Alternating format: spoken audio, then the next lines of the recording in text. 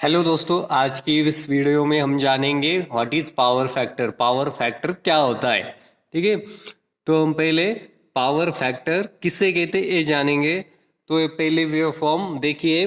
इस wave form में दिखाया गया है कि दो वेक्टर क्वांटिटीज, ऐसी सप्लाई की दो वेक्टर क्वांटिटीज एक साथ चल रही है। कौन सी दो वेक्टर क्वांटिटीज है? एक तो वोल्टेज की और दूसरी है करंट की। इस वीडियो में हम समझ सकते हैं कि यहाँ से जीरो से वेवफॉर्म शुरू हुई। दोनों करंट और वोल्टेज दोनों की वेवफॉर्म जीरो से स्टार्ट होती है और एक साथ स्टार्ट होती है, एक साथ शुरू होती, एक साथ ही पीक वैल्यू पे जाती है और एक साथ ही फिर से जीरो पे आती है। ठीक है, इस तरह से दोनों वेवफॉर्म, दोनों वेक्टर एक साथ ही चलती है। इनकी एम्पलीट्यूड कम ज़्यादा हो सकती है मगर ये दोनों एक साथ चलती है। इस दूसरे वेवफॉर्म में देखिए, करंट और वोल्टेज की वेवफॉर्म में क्या डिफरेंस है। इस वेवफॉर्म में और इस वेवफॉर्म में क्या अंतर है, ये आप समझ सकते हैं। क्या अंतर है देखिए, यहाँ से जीरो से ही दोनों वेवफॉर्म स्टार्ट हुई थी मगर यहाँ से जीरो से दोनों वेवफॉर्म स्टार्ट नहीं होती, शुरू नहीं होती।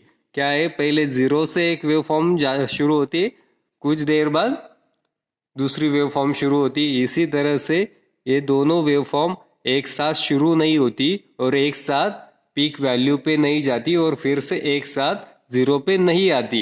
ये दोनों वेव फॉर्म में अंतर है। अब समझते हैं पावर फैक्टर किसे कहते हैं।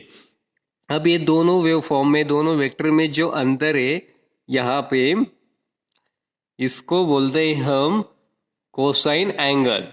दोनों वेक्टर के बीच का जो कोसाइन एंगल है उसी को हम बोलते हैं पावर फैक्टर। कोसाइन एंगल, इसी को बोलते हैं कॉस थीटा और इसी को बोलेंगे हम पावर फैक्टर। ठीक है, अब ये एंगल जो होता है वो मैक्सिमम कितना होगा? ये एंगल मैक्सिमम होगा 90 डिग्री और मिनिमम होगा 0 डिग्री। अब अगर मैक्सिमम 90 डिग्री होगा तो इसका पावर फैक्टर कितना रहेगा?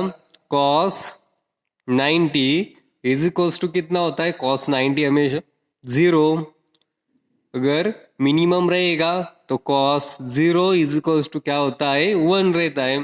ठीक है, मतलब यहाँ का एंगल जो रहेगा उसी हिसाब से हम पावर फैक्टर बोलेंगे। ठीक है, अब ये पावर फैक्टर किस पे डिपेंड होता है?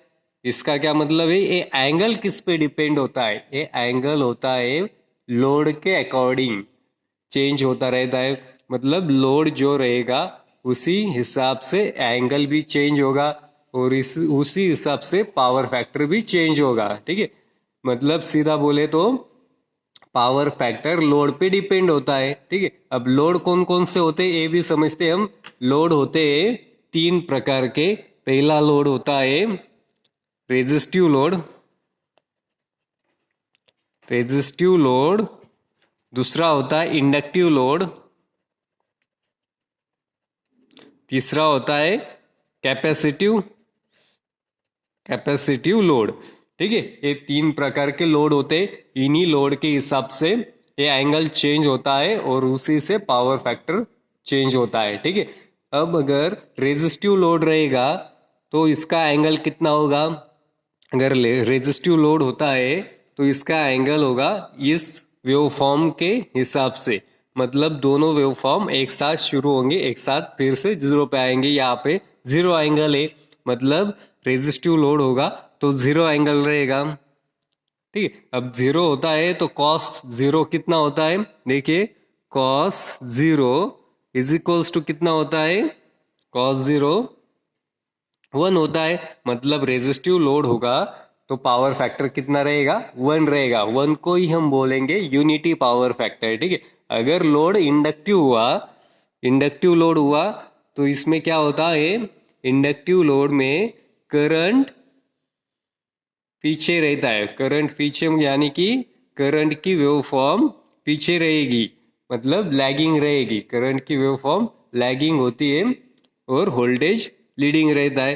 तो इसमें क्या करेंगे हम? लैगिंग पावर फैक्टर बोलेंगे। क्यों लैगिंग पावर फैक्टर बोलेंगे? क्योंकि करंट 90 डिग्री से लैगिंग रहता है इंडक्टिव लोड में, ठीक है। इसलिए हम इसे बोलेंगे लैगिंग पावर फैक्टर। अगर हम कैपेसिटिव लोड होगा तो कैपेसिटिव लोड में क्या होगा? करंट 90 डिग्री से लीडिंग रहेगा, तो इसको हम बोलेंगे leading power factor. Leading power factor, ठीक है। ये 3 लोड होते और इन्हीं तीनों लोड के हिसाब से पावर फैक्टर चेंज होता है। अब पावर फैक्टर का क्या इंपॉर्टेंस होता है ये भी समझते हैं। अगर किसी लोड को चलाने के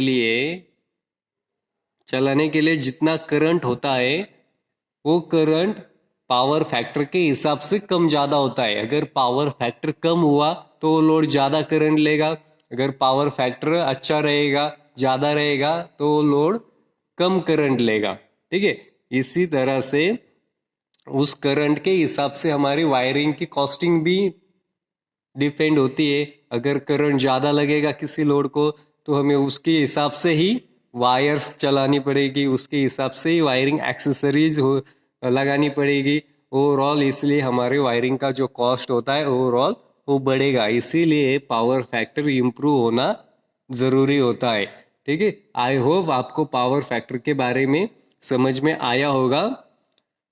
अगर चैनल को सब्सक्राइब नहीं किया है तो चैनल को सब्सक्राइब कीजिए। फिर मिलेंगे अगले वीडियो में।